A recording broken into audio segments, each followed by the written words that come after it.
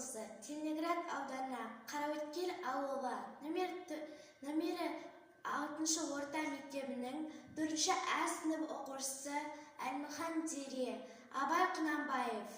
Өлең сөздің патшасы, сөз сарасы.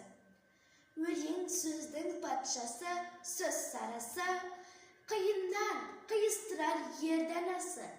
Тілге жеңіл, жүрекке жылы тиіп, теп-тек шымыркесін айналасы. Бөтен сөзбен болғанса, сөз арасы, ол ақынның білімсіз бейшарасы. Айтушымен тыңдаушы көп надан, бұл жұрттың сөз танымас бір парасы.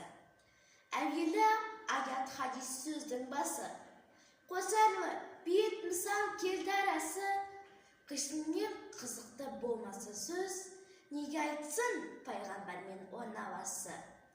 Мешіттің құтпа оққан ғұламасы, мінәжат уәлилердің зар саласы.